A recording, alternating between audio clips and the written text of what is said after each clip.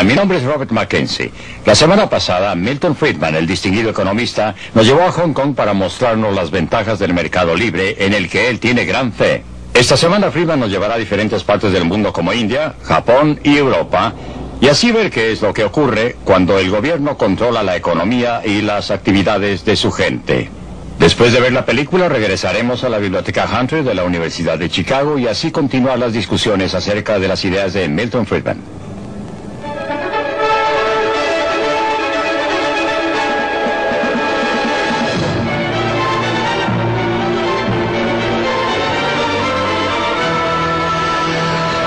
Libre para elegir.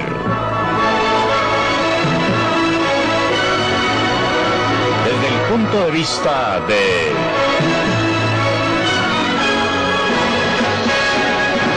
Milton Friedman.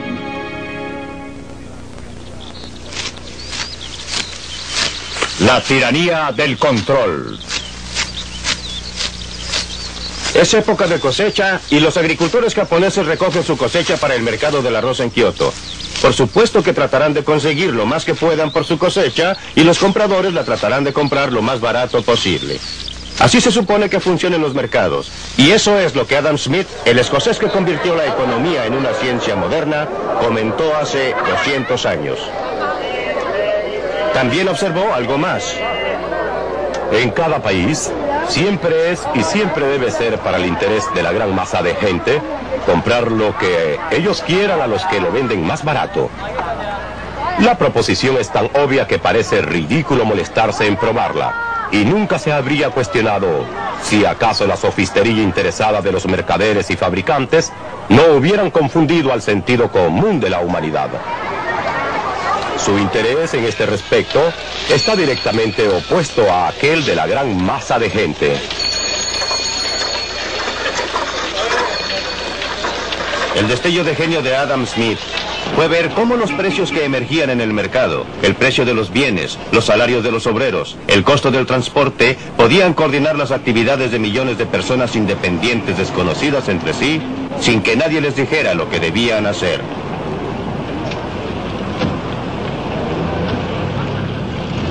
Su idea clave fue que el propio interés podía producir una sociedad ordenada que beneficiaba a todos. Era como si existiera una mano invisible. La mano invisible es una frase que fue introducida por Adam Smith en su gran libro La riqueza de las naciones, en el que él habló del modo en que individuos que solo pretendían desarrollar sus propios intereses fueron guiados por una mano invisible a promover el bienestar público, lo que no era su intención. Él hablaba del mercado económico, del mercado en que la gente compra y vende. Y estaba indicando que a fin de que un carnicero o un panadero o un fabricante de velas pueda obtener una renta, tiene que producir algo que alguien quiera comprar y por consiguiente, en el proceso de promover sus propios intereses y preocuparse de sus propias utilidades, terminó sirviendo los intereses de sus clientes. Cuando Adam Smith publicó La riqueza de las naciones, la Gran Bretaña era todavía en general un lugar rural y plácido, pero la revolución industrial ya estaba comenzando y el estándar de vida estaba comenzando a mejorar.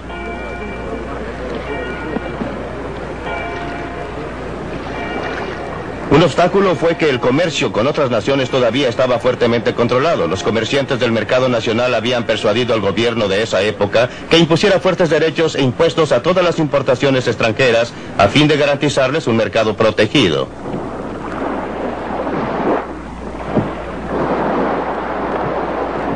Uno de los resultados fue convertir a Gran Bretaña en una nación de violadores de la ley. El contrabando era un pasatiempo nacional. Brandy, vinos, tabaco y cualquier cosa que tuviera un alto derecho de aduana.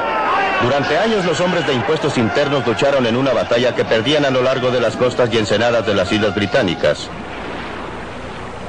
En 1846, después de años de discusiones y éxito parcial, los seguidores de Adam Smith finalmente persuadieron al Parlamento británico que eliminara todos los derechos sobre los bienes importados del exterior. Gran Bretaña inició un comercio totalmente libre, dando un impulso adicional al creciente estándar de vida.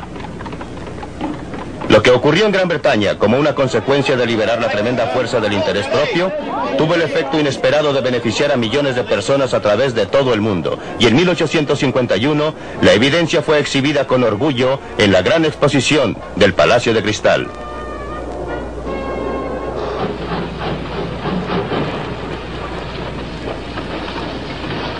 El libre comercio permitió a Gran Bretaña convertirse en el lugar de trabajo del mundo.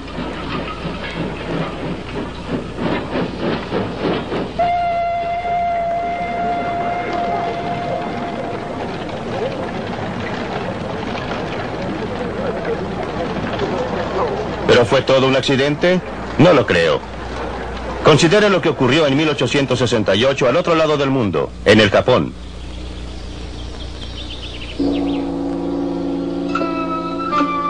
Durante los 300 años precedentes, los japoneses habían vivido en aislación casi completa. Habían desalentado a visitantes de otras nacionalidades, especialmente del occidente. El resultado fue que por los estándares de occidente, Japón estaba atrasado. Era una sociedad feudal con señores y siervos, y pobre del que tratara de cambiar el orden de las cosas.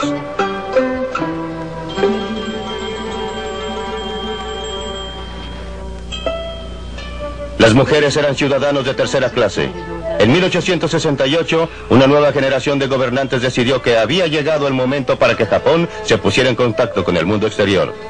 Y con la llegada de los primeros comerciantes extranjeros de Occidente, las cosas comenzaron a cambiar. Los japoneses siguieron las pautas comerciales de los ingleses porque Gran Bretaña era la principal nación del mundo.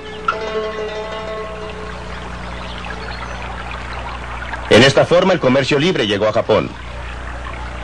El Japón se convirtió en un imán para las ideas y logros de otras personas. Una de las primeras industrias tradicionales que sintieron el efecto fue la del tejido. De Europa, los japoneses importaron el método Jacquard, una forma de programar un telar para controlar la exactitud del tejido y para estandarizar la producción. Los obreros se adaptaron bien a la nueva atmósfera, lo mismo que sus empleados.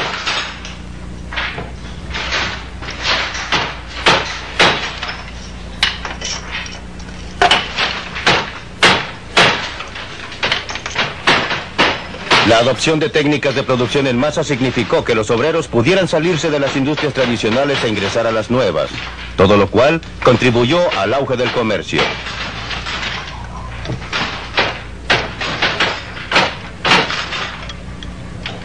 Ninguno de nosotros puede evitar verse afectado por la atmósfera intelectual que respiramos. A mediados del siglo XIX, cuando el Japón terminó con su aislamiento autoimpuesto y entró a la Edad Moderna, nunca se le ocurrió a sus líderes seguir otro curso que aquel de la libre empresa y mercados libres.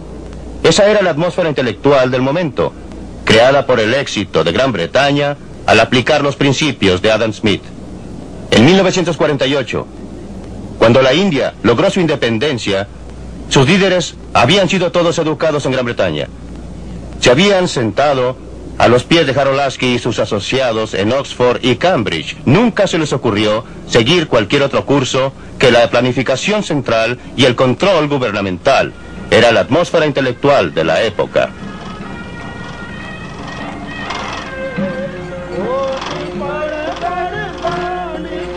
La semilla intelectual echó raíces. A medida que crecía, debía ser honrada y aún adorada. Cada año, en el aniversario del nacimiento de Gandhi, la gente hace eso en toda la India. En homenaje al gran Mahatma, se sientan e hilan. Usan métodos que les han sido transferidos a través de los siglos. Pero es más que un símbolo de honrar al pasado. Tipifica la política que están siguiendo en realidad. En 1948 el nuevo gobierno decidió que la tradicional industria de tejidos de la India y sus trabajadores debían ser protegidos de la industrialización del siglo XX. ¿Cuáles fueron las consecuencias de esa política? Esta es la India de hoy, 30 años después de ganar su independencia. Y estas son escenas en una comunidad hindú muy típica, una de miles. Se llama Anakaputur y está aproximadamente a unas 1000 millas al sur de la capital, Nueva Delhi.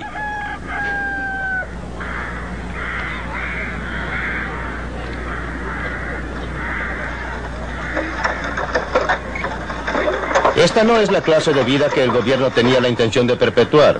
Al subsidiar el algodón, hilado por los aldeanos, y el género que tejen, hacen que sea difícil que se desarrolle la industria moderna.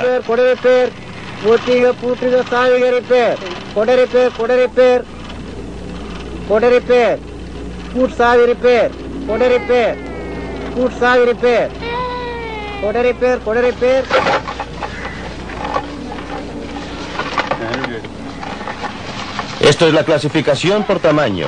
Es una técnica esencial en la producción de géneros en que el hilado es aislado y limpiado.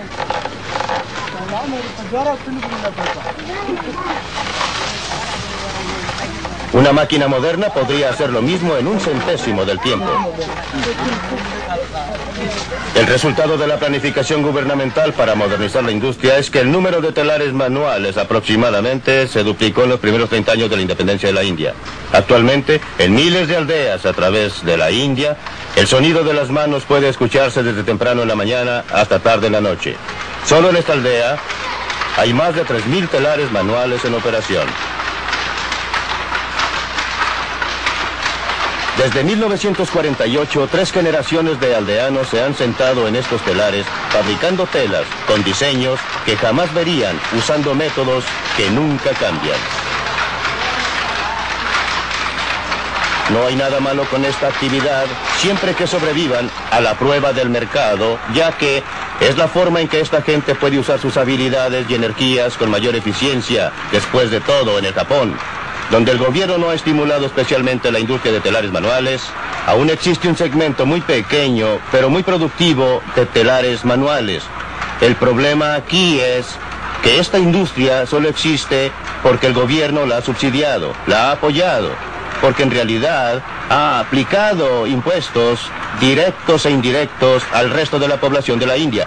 Gente que no está mejor de lo que esta está, a fin de permitir que continúe su actividad. Otras industrias, tanto industriales textiles como de una variedad de clases, han sido restringidas, limitadas. Se le ha impedido proporcionar empleo más productivo a fin de proporcionar lugar a esta industria. El efecto ha sido inhibir el desarrollo, impedir el crecimiento e impedir la actividad dinámica que en otra forma podría desarrollarse con las energías y habilidades del pueblo de la India.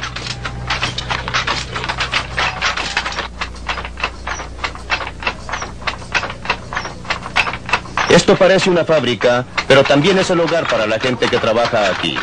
Cuando están sentados en sus telares, comen y duermen en un rincón de esta choza.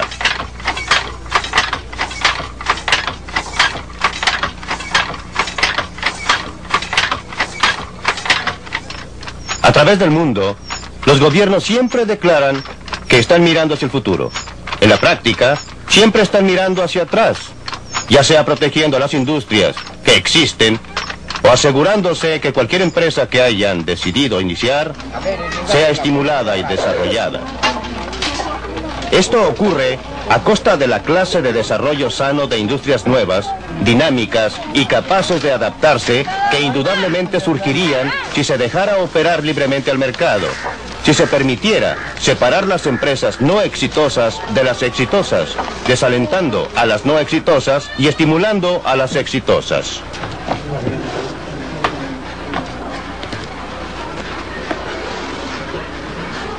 La India tiene un tremendo potencial económico y humano, tanto como Japón tuvo hace un siglo. La tragedia humana es que en la India ese potencial ha sido sofocado por la camisa de fuerza impuesta por un gobierno paternalista que todo lo sabe. La planificación central, en la práctica, ha condenado a las masas de la India a la pobreza y a la miseria.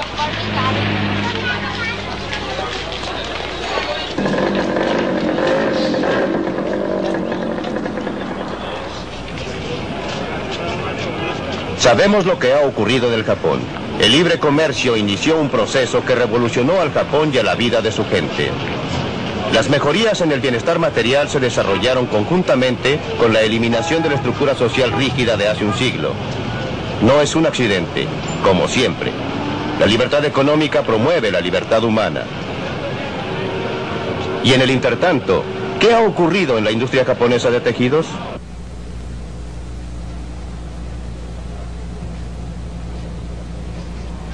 Así es como los textiles se originan en un galpón japonés de hilados hoy día. Un diseño del género es colocado en un tambor. A medida que gira, es escudriñado por un ojo eléctrico. Cada color, cada variación en el diseño y textura es transmitido fielmente a un computador.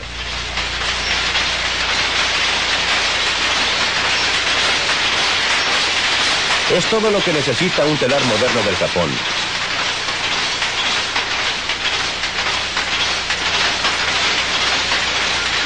Este telar está equipado con artículos electrónicos que lo convierten en uno de los más sofisticados de su clase en el mundo. El género que produce es la mejor seda de su clase. Gracias a la rapidez y eficiencia de estas máquinas, el precio de la seda es competitivo. Los obreros son altamente capacitados y bien pagados. Con la nueva tecnología, hay muy pocas cosas que un telar como este no pueda producir. Esta pieza será el cinto de un traje de novia tradicional.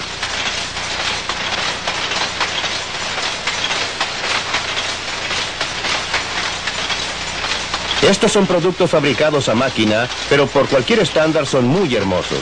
Pueden compararse con el trabajo más fino del telar manual. Y no solamente el producto terminado es notable. La tecnología sofisticada que fue desarrollada para hacer que esto fuera posible ha sido adaptada a otros procesos, parte del desarrollo que se autogenera bajo la libre empresa. Y todo se deriva de una antigua industria tradicional, el hilado, que importó un nuevo método para controlar sus telares cuando el Japón adoptó el libre comercio hace más de un siglo. Pero aunque parezca increíble, muchos siguen manteniendo actualmente que no se puede dejar que los mercados operen libremente, que deben ser controlados por el gobierno. Este muelle está en Escocia. Un gobierno inglés, un gobierno socialista decidió que su papel era proteger aquí a los obreros contra la competencia. Y así en los astilleros Govan están construyendo estos buques para el gobierno polaco. A fin de obtener la orden de compra por el buque, el gobierno inglés está usando el dinero de muchos contribuyentes británicos para subsidiar el trabajo. En otras palabras, los ingleses están fabricando estos buques a fin de venderlos con pérdida a los polacos.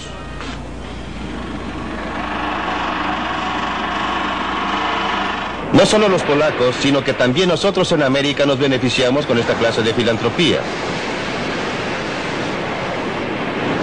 La industria del acero en los Estados Unidos fabrica un producto fino. Otros países también lo hacen. Y su acero es a menudo más barato. A veces porque sus contribuyentes lo subsidian. Así pues, ¿por qué no podría el consumidor norteamericano comprar acero donde lo pueda obtener más barato, en casa o en el extranjero? La industria norteamericana del acero ha trabajado mucho tratando de persuadirnos que no nos conviene comprar en el mercado barato. Urgieron al gobierno a restringir lo que ellos llaman competencia desleal, aunque por supuesto que reconocen que esto involucra algunos peligros. El dilema de pedir ayuda a nuestro gobierno en este problema de competencia desleal nos preocupa a muchos porque la espada en realidad corta en ambos sentidos.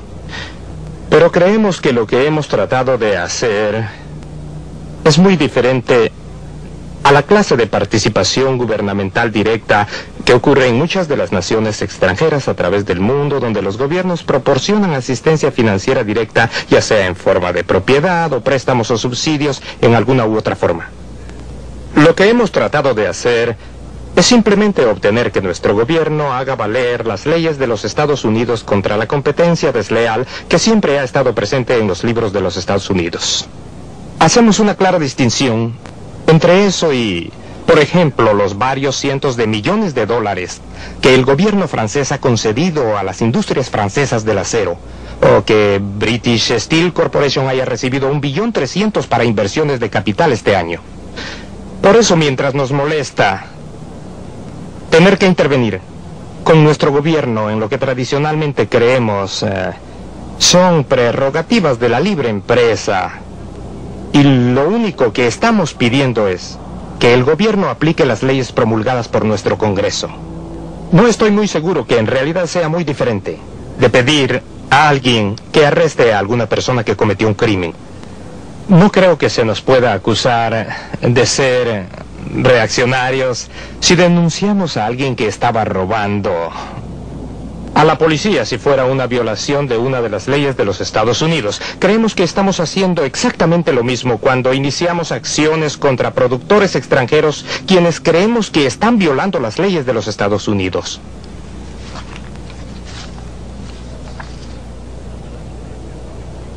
La falacia de este argumento es que no enfoca la cuestión real. ¿Por qué no deben existir leyes que en efecto impidan que usted o yo compremos en el mercado más barato? Cuando alguien se queja de la competencia desleal, los consumidores deben tener cuidado. En realidad es pedir un privilegio especial, siempre a costa del consumidor. Lo que necesitamos en este país es la competencia libre. Como consumidores que compren en un mercado internacional, mientras más injusta sea la competencia, mejor. Eso significa mejores precios y mejor calidad para nosotros. Si gobiernos extranjeros quieren usar el dinero de sus contribuyentes para vender bienes a bajo costo a la gente, ¿por qué debemos reclamar? Sus propios contribuyentes reclamarán muy pronto, y no durará mucho tiempo.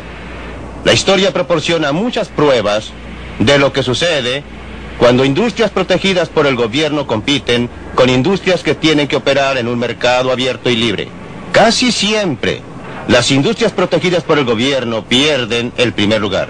Pregunte a Sir Freddie Laker, el inglés que inició el tráfico aéreo barato a través del Atlántico. ¿Quiénes eran sus principales competidores? Eran todas las líneas aéreas protegidas por el gobierno, financiadas por el gobierno y reguladas por el gobierno también. Le fue muy bien y ganó muchísimo dinero. Y usted y yo hemos obtenido viajes más baratos a través del Atlántico. Nada podría promover la salud a largo plazo de la industria del acero. Nada la convertiría en una industria más eficiente, lucrativa y productiva que si el gobierno de los Estados Unidos sacara sus manos de ahí, sin proporcionarle privilegios especiales ni imponiéndole restricciones especiales. Y lo que es cierto para la industria del acero, lo es para cada otra industria del país.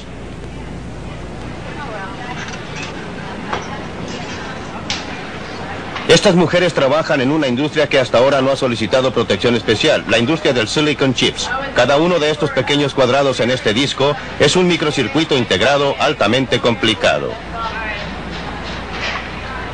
Un técnico norteamericano los examina para descubrir defectos. Es un trabajo altamente especializado y ella ha tenido mucha capacitación. Cuando haya ejecutado su labor, los ítems rechazados serán separados de los otros y los circuitos buenos serán embalados y enviados a Malasia, recorriendo la mitad del mundo. El producto de la habilidad tecnológica norteamericana regresa con este aspecto. Cada microcircuito ha sido encerrado en cerámica por un trabajador malayo que es altamente productivo en esta clase de trabajo. Pero los malayos no son capaces de probar sus productos, por eso vuelven aquí, a América, para ser alimentados a estas máquinas. Los ingenieros norteamericanos son buenos para producir máquinas sofisticadas. En una operación que dura una fracción de segundo, estas máquinas pueden probar cada circuito, lo pueden clasificar según su calidad y luego lo pueden dividir en una de 6 categorías diferentes de confiabilidad. La mano invisible de este mercado libre ha logrado maravillas tanto para las muchachas norteamericanas como para sus contrapartidas de Malasia. Y todavía no hemos llegado al final porque los silicon chips norteamericanos son exportados a muchos países donde obreros extranjeros los arman. El producto final es luego devuelto a muchas tiendas, de modo que usted y yo, los consumidores, podemos beneficiarnos con calculadoras de $10, como también con muchos otros dispositivos electrónicos que hasta hace poco simplemente no existían.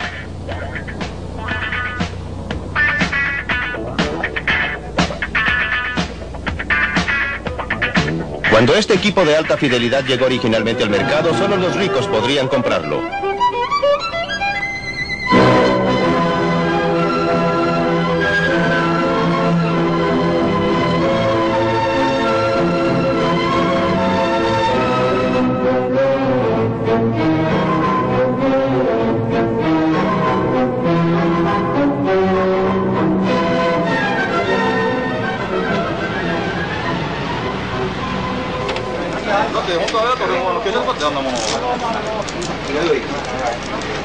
Pero aun cuando el mercado internacional del trabajo parece operar a beneficio de todos, la gente siempre alega contra él.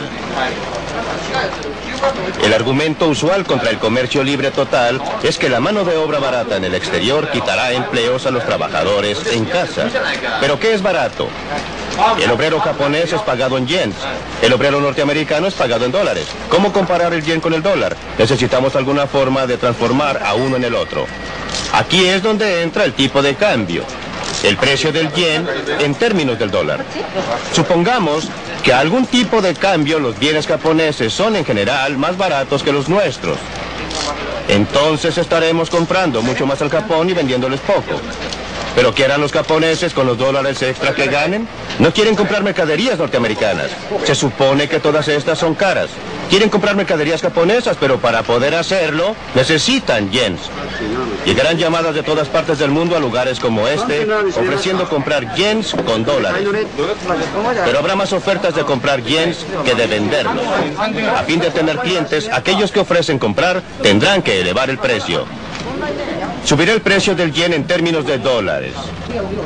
Como usted recuerda, eso ocurrió en 1977 y 1978. A fines de 1978 se requería un 50% más de dólares para comprar una cantidad de yens que un año antes. ¿Pero qué sucede? Cuando el precio de los yens sube en términos de los dólares. La mano de obra japonesa ya no es tan barata. Los bienes japoneses ya no son tan atractivos para los clientes americanos. Por otra parte, la mano de obra norteamericana ya no es tan cara para los japoneses. Las mercaderías norteamericanas son más atractivas para los japoneses. Les exportaremos más y les importaremos menos. Se crearán nuevos puestos en las industrias de exportación para reemplazar cualquier empleo que podrían haberse perdido en industrias que compiten con las importaciones. Así es como un mercado libre de cambios internacionales equilibra el comercio alrededor del mundo cuando se le permite operar.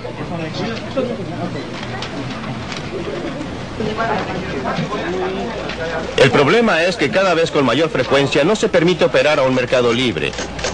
Por motivos que parecen ser razonables, si usted no los examina cuidadosamente, los gobiernos insisten en interferir, pero cuando lo hacen, no es posible ocultar los efectos dañinos por mucho tiempo. El motivo principal por qué el yen japonés subió tanto en su precio en esos años del 77 y 78 fue porque el gobierno japonés había estado tratando de impedir que el precio del yen subiera. En el proceso, se permitió que los que podían haber sido disturbios menores se acumularan hasta formar una importante brecha en el comercio. Como resultado, cuando finalmente se permitió operar a las fuerzas del mercado, lo que debe ocurrir más tarde o más temprano, se necesitó un cambio importante en el tipo de cambio del yen para que todo volviera a la normalidad. ¿Por qué no aprenden los gobiernos? Porque los gobiernos nunca aprenden, solo aprende la gente. Y la gente que aprende hoy día puede no ser la gente que estará a cargo de la política económica mañana. Cuando usted contemple esto, usted puede convenir conmigo que lo que necesitamos son restricciones constitucionales sobre el poder del gobierno para interferir en los mercados libres, en cambios internacionales, en comercio internacional, en muchos otros aspectos de nuestras vidas. Libre para elegir.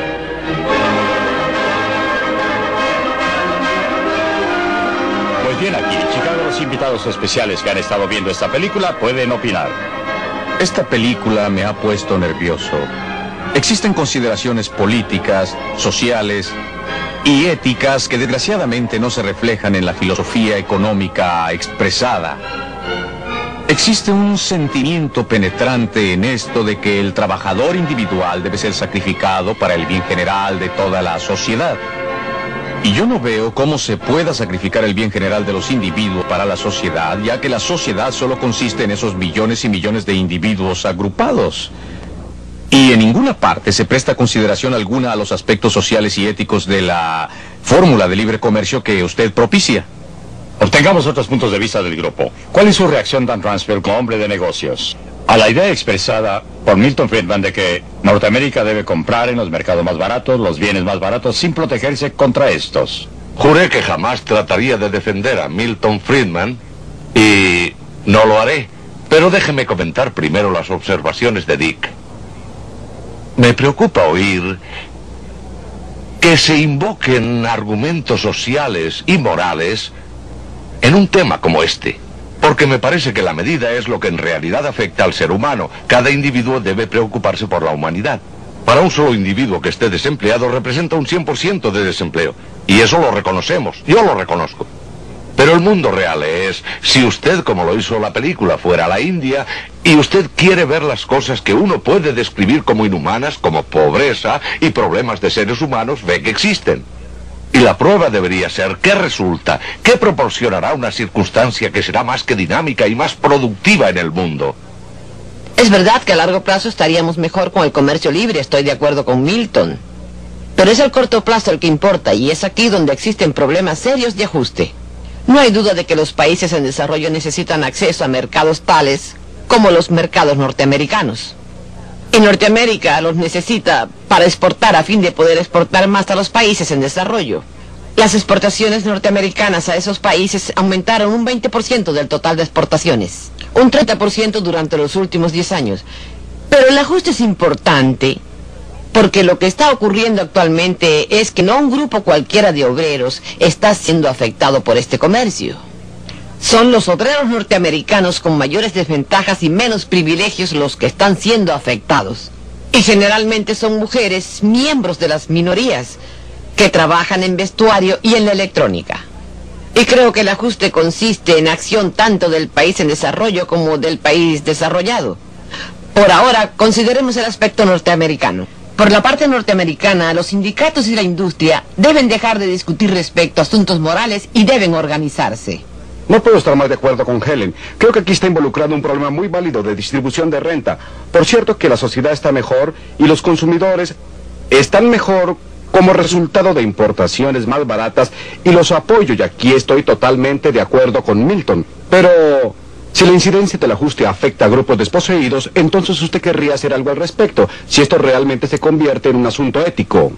Pero la otra cosa que creo que Milton propone, con la cual estoy absolutamente en desacuerdo, es, supongo que los gobiernos extranjeros en realidad subsidien y promuevan activamente las exportaciones. Para usted, ¿se echaría usted para atrás simplemente y solo diría, vamos a estar mejor como resultado de esto? Yo no creo que esto considere el hecho de que todo el sistema internacional pueda quebrarse como resultado de lo que la gente considera como competencia desleal que emerge en economías pluralistas.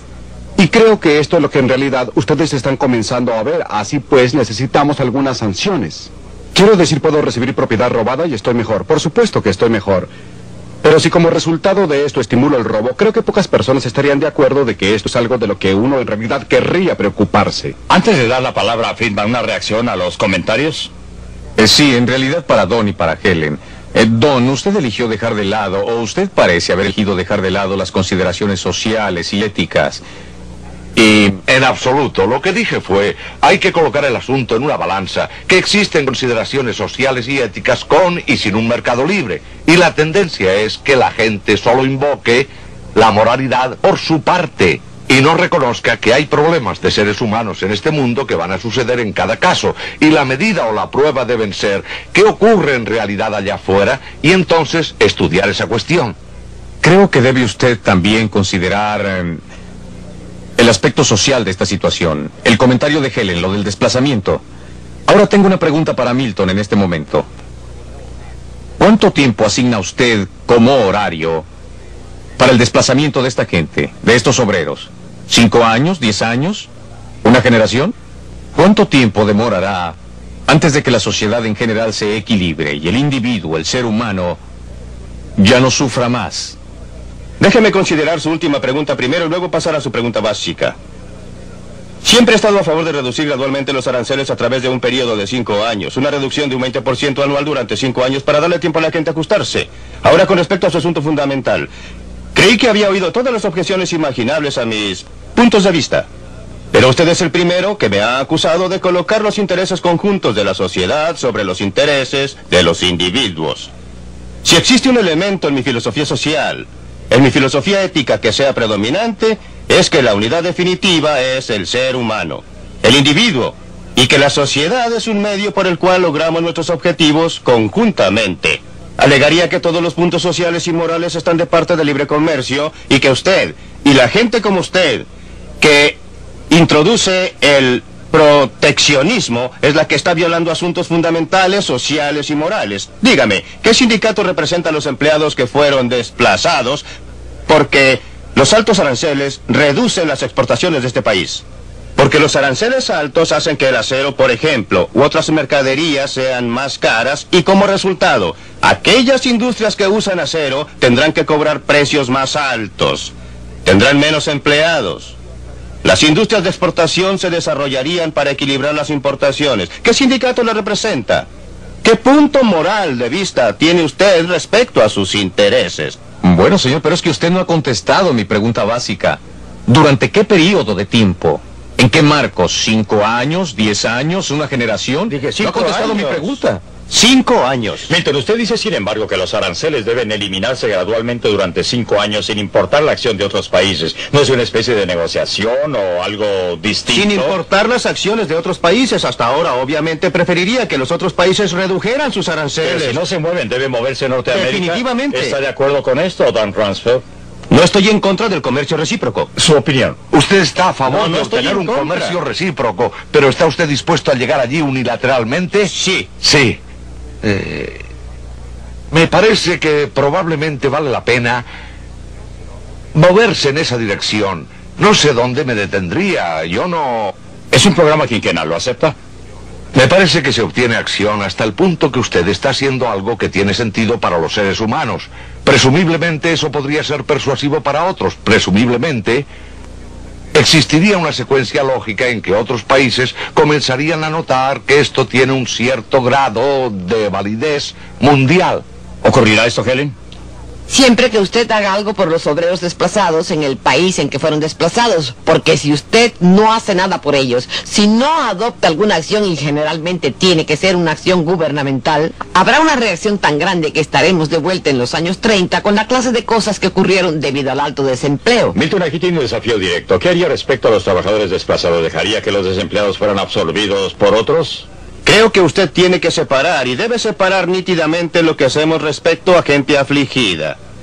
¿Y cómo manejamos el sistema industrial? No creo que deba existir un programa especial para obreros desplazados. Lo que debe existir, y todas las sociedades lo tienen, es algún mecanismo voluntario gubernamental que ayude a la gente afligida. Tenemos otro programa de esta serie que trata exactamente de ese asunto, en que me pronuncio, como usted sabe, a favor de un impuesto a la renta negativa como forma de hacerlo, pero creo que es un gran error tratar de relacionarlo directamente con los aranceles. Y el motivo es que mucha gente que está desplazada no tiene problemas. Muchos de ellos tienen buenas alternativas y algunos se benefician de ellas.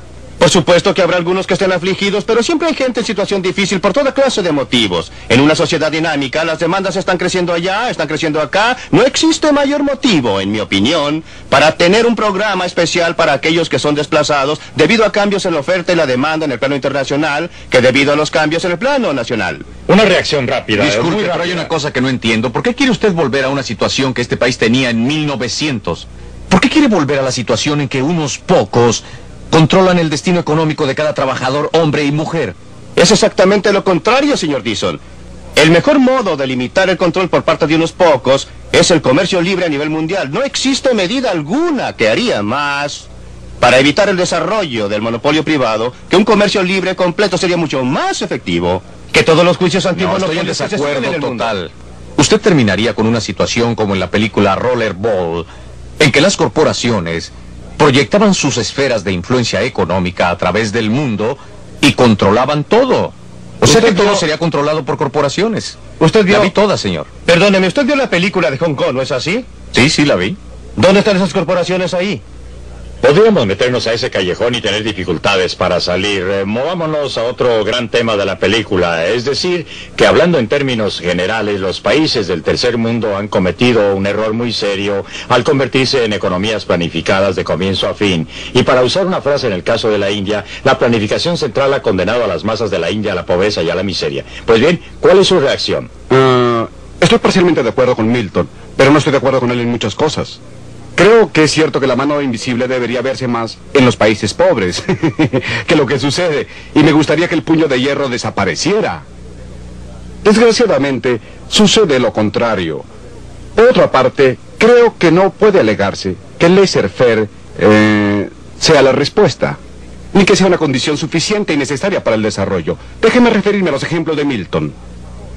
Y ustedes saben, al Japón. El Japón es un ejemplo de primera clase, en realidad donde la mano visible es invisible para todos los que están fuera del Japón. Pero está escrito en la pared en caracteres grandes para los japoneses. El gobierno del Japón, justo desde la restauración importante, se ha interesado muy activamente en el desarrollo del país. Ha restaurado la tecnología y las importaciones. Aún hoy, el gobierno y las empresas tienen una fuerte relación simbiótica. Creo que es justamente... Altamente paternalista. Y la industria es altamente paternalista. No creo que sea un ejemplo válido de todo lo que pienso que era la injerencia del programa de Milton. Hagamos participar a Helen Hughes en este tema. Ha cometido un error desastroso el tercer mundo al adoptar casi unánimemente economías planificadas en vez del mercado libre. Bueno, en primer lugar, no ha adoptado casi unánimemente economías planificadas. En forma abrumadora. Ni siquiera en forma abrumadora. Quiero decir, la India es un gran país. Pero la mayoría de los países en desarrollo no están planificados centralmente. Tienen alguna clase de planificación.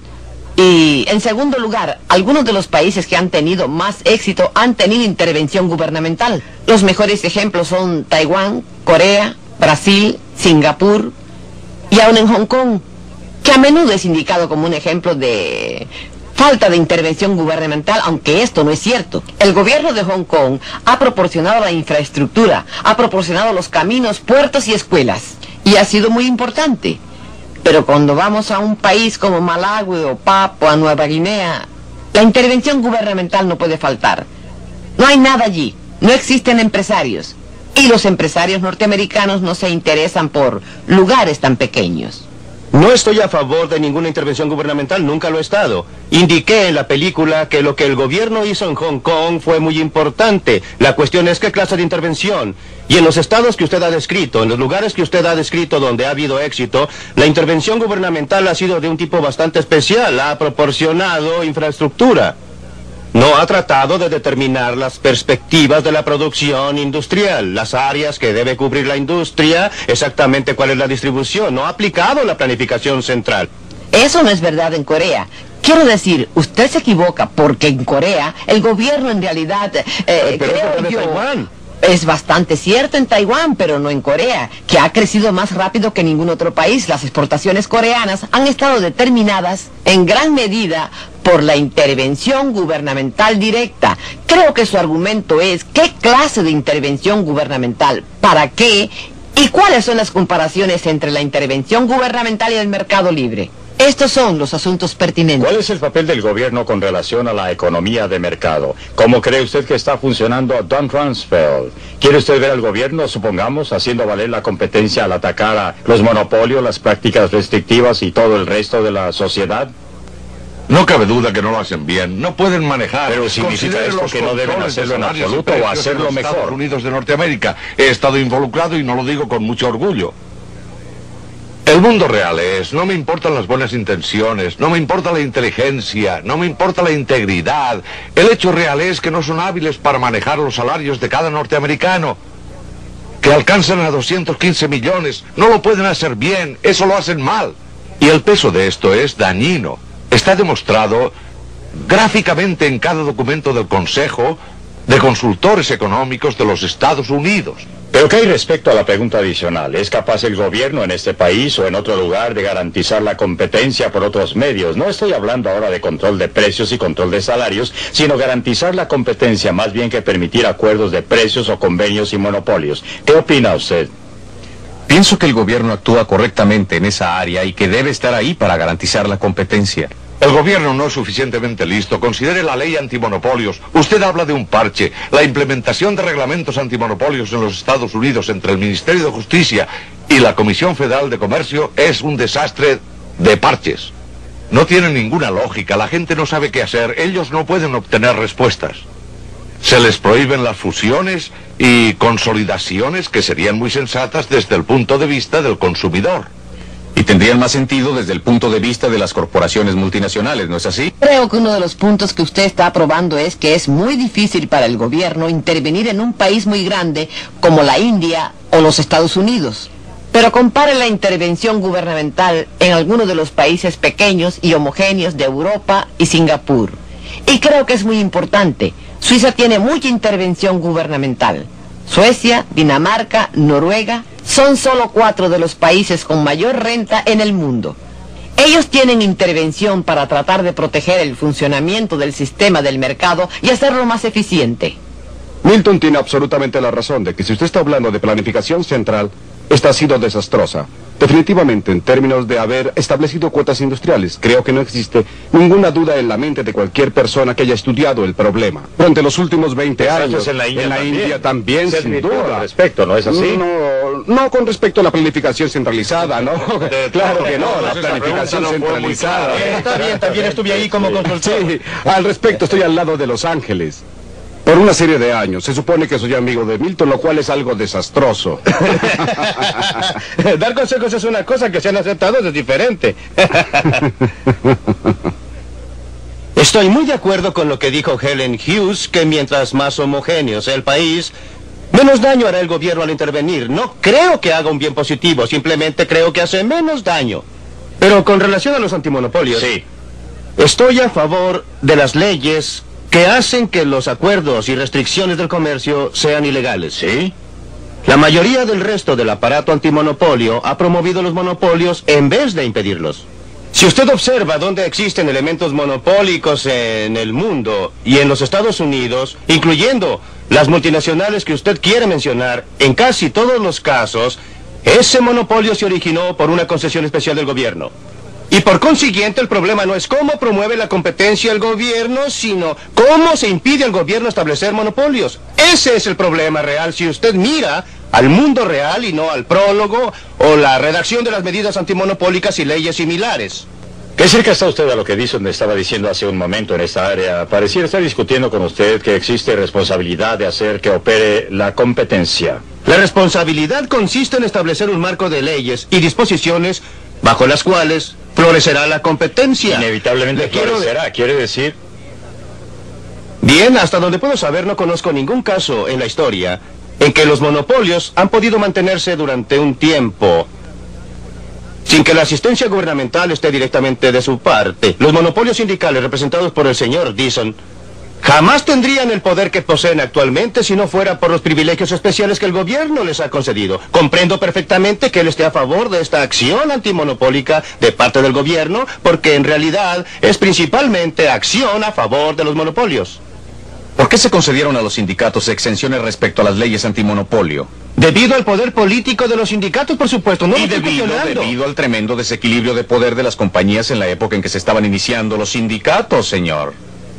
Hay una idea final cerca del término de su libreto que me gustaría considerar porque me pareció sumamente provocativa. Usted habló de la necesidad de restricciones constitucionales a los gobiernos para impedir que interfirieran en los mercados libres de cambios internacionales y en el comercio exterior. Pues bien, ¿qué tenía usted en mente, Milton, cuando dijo restricciones constitucionales? Yo lo que tengo en mente es si puedo persuadir al público, me gustaría que éste adoptara una enmienda constitucional estrictamente paralela a la prohibición constitucional del texto de la Constitución contra el gobierno central. Lo siento, contra gobiernos estatales que imponen aranceles o derechos de aduana. Me gustaría tener una enmienda constitucional que expresara: el Congreso no impondrá ningún impuesto sobre las importaciones ni concederá ningún subsidio a las exportaciones, excepto aquellas que puedan ser necesarias. Creo que la redacción de la Constitución es que los estados están autorizados para hacerlo si es necesario para inspección. Esa es la excusa que usa California para inspeccionarlo cada vez que uno pasa en auto para ver si lleva cualquier planta, fruta o verdura. Milton, déjeme hacerle una pregunta. ¿Cuánto tiempo cree usted que sobrevivirían los Estados Unidos si promulgaran lo que usted quiere? Creo que los Estados Unidos prosperarían en una forma que es difícil de imaginar hoy día. Sería un ejemplo y guía para el resto del mundo. ¿Qué sentido tiene aquí cuando supuestamente somos los líderes del mundo? Somos los que promueven la libertad y la libre empresa y la iniciativa individual. ¿Y qué hacemos? Forzamos al débil y pequeño Hong Kong a imponer límites, restricciones a sus exportaciones bajo aranceles, a fin de proteger nuestros obreros textiles. Vamos al Japón y le decimos: por Dios, tienen que limitar el número de televisores que producen. En vez de hacerlo, deberíamos estar dando un ejemplo al mundo, y si damos al mundo un ejemplo similar al que dio la Gran Bretaña al mundo en el siglo XIX, sería tremendo. tendría un impacto tremendo, fortalecería nuestra posición moral en el mundo, fortalecería nuestra posición ética en el mundo. En vez de dar dinero a los países subdesarrollados para producir productos que luego nos negamos a comprar y no los dejamos exportar a nosotros, estaríamos diciendo al resto del mundo: si usted produce algo y si usted puede producir algo y tener un mercado aquí, venga, estaremos encantados de comprarlo y produciremos cosas que ustedes puedan comprar. Esa es la clase de esquema que me gustaría que los Estados Unidos establecieran. ¿Están de acuerdo sus socios con eso? Jamás, es un... Jamás es una palabra larga, señor. Sí, tiene razón. Y usted debe saber Y uno distinguir nunca debe entre- decir jamás. No, los funcionarios de su sindicato no lo aceptarían. No estoy mis seguro socios respecto a no, sus mis socios socios. tampoco lo aceptarían. No puedo concebir que los Estados Unidos se establezcan como una meta para el resto del mundo. No es una meta. No existiría absolutamente nada que exigiera u obligara a cualquier otro país a promulgar cualquier convenio recíproco relativo a aranceles. Cierto. Y hasta el momento en que logren efectuar dumping en los Estados Unidos, y uso dumping en el sentido más amplio de la palabra, respecto a cualquier y todos los productos, ya sea subsidiado por el gobierno, por un gobierno extranjero, ya sea puesto allí debido a las instalaciones de fabricación de una corporación multinacional en un país extranjero, hasta que hayan logrado dejarnos absolutamente secos. ¿Drenándonos qué? Todos los bienes, señor. ¿Cómo? ¿Qué Bueno. harían con los dólares que obtengan? Pues lo comprarían todo, como lo están haciendo ahora. Si compraran Las totalmente. mejores tierras de la blanca. Ampliemos esto. Respecto a ese mismo argumento, un argumento de enmienda constitucional, nuestro amigo sindical nos ha informado que él no lo puede vender y no va a hacerlo. ¿Lo compraría el comercio? Oh, no, ellos, hablando...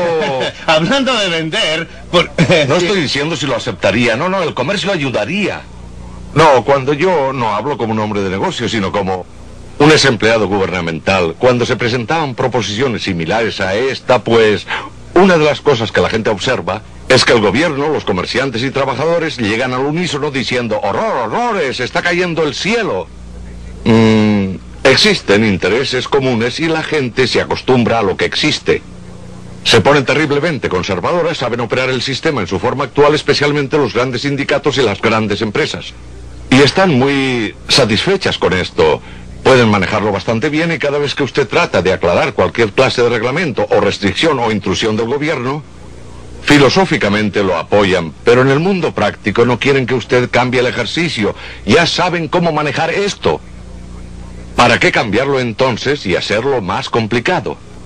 No, creo que usted obtendría una reacción como la que obtuvo de la compañía siderúrgica en televisión. ¿Y cuál sería la reacción internacional, según usted como economista internacional, suponiendo que Milton obtuviera su enmienda constitucional que tendría ese efecto?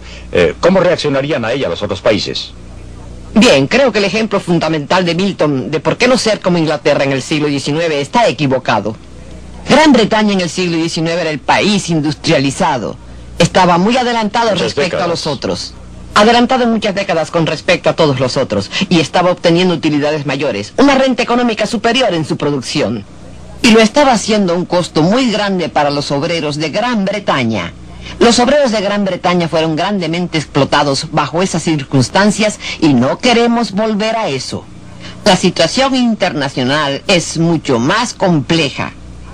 Y los países, hay países con distintos niveles de desarrollo, países con sistemas sociales diferentes y países con objetivos sociales diferentes. Y por eso creo que la solución está mal fundada y es milenaria, es utópica. Creo que tenemos que considerar un proceso mucho más realista de discusiones, negociación, como ha ocurrido para llegar a donde vamos, sin dañar a la gente que paga por el ajuste, que básicamente son los obreros, no los economistas. ¿Puedo hacer un breve comentario? Sí. Me preocupa la discusión debido a la complejidad de las relaciones internacionales, que deben ser planificadas y administradas. Por definición, no somos capaces de administrar la economía mundial. En cada caso en que lo hemos tratado de hacer, las cosas no han resultado como se planeaban. Ni por un momento me disculpo por ser milenario, porque creo que a menos que sepamos a dónde nos queremos dirigir, los tímidos pasos que demos en esa dirección irán en dirección equivocada. Para ir en dirección correcta, debemos tener un objetivo, pero quiero estar seguro de registrar una muy fuerte objeción a la declaración hecha por Helen Hughes respecto a Inglaterra del siglo XIX. Creo que está simplemente equivocada. Los obreros no eran explotados. Los estudios que se han efectuado recientemente han demostrado una y otra vez que el siglo XIX fue un periodo en que el trabajador inglés común experimentó un alza muy sustancial y muy rápida en su estándar de vida. Inglaterra no estaba sola. Japón tuvo un comercio totalmente libre durante 30 años hasta la restauración importante. Japón no lo ha tenido en años recientes. Japón no es un ejemplo que yo citaría en los años más recientes, pero en sus primeros años tenía un comercio completamente libre. Por eso no creo que Inglaterra estuviera sola. Respecto a sus políticas. A sus posibilidades, no es políticamente factible. ¿Por qué? Porque es solo para el interés general y no beneficia a nadie en particular. Cada uno de nosotros, fundamentalmente, se preocupa más de su papel como productor de un producto que como consumidor de 1000 y un productos. Los beneficios de un arancel son visibles. Mr. Dixon puede ver que sus obreros están protegidos. El daño causado por un arancel es invisible, se expande ampliamente. Hay gente que no tiene trabajo debido al arancel, pero no saben que no tienen empleos. Nadie los puede organizar. Todos los consumidores están pagando un poquito más por esto o aquello. No se dan cuenta que la razón por la que están pagando es debido al arancel. ¿Los hombres de negocios? Nunca he estado ni estoy a favor de los negocios. Estoy a favor de la libre empresa, que es una cosa muy distinta. Y la razón por qué estoy a favor de la libre empresa... No me indique con el dedo al decir eso. No pretendía señalarlo, Don. Señalo a la comunidad de negocios porque usted es una excepción. Porque... Pero aceptó que existía una alianza tácita, porque de ese modo le impide lograr su propósito, ¿no? Sí, indudablemente existe la alianza. En mi opinión, el argumento más fuerte a favor de la libre empresa es que impide que una persona tenga demasiado poder, sin importar que sea funcionario gubernamental, ejecutivo de un sindicato o un ejecutivo de negocios. Los fuerza a soportar y a callarse, ya sea que tengan que entregar los bienes, producir algo que la gente está dispuesta a pagar o tienen que dedicarse a un negocio diferente. Hasta aquí llegaremos con la discusión esta semana y espero que estén con nosotros para el próximo episodio del Libre para Elegir.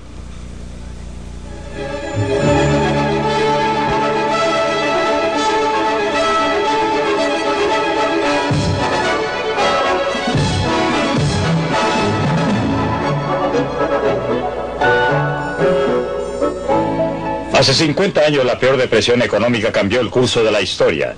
Tendría que haber pasado o pudo haber sido evitada. Por primera vez en televisión, Milton Friedman nos da sus opiniones acerca de estos desesperados días que dieron una nueva ruta al mundo. Eso será la próxima semana en Libre para Elegir. No se lo pierda. Libre para Elegir.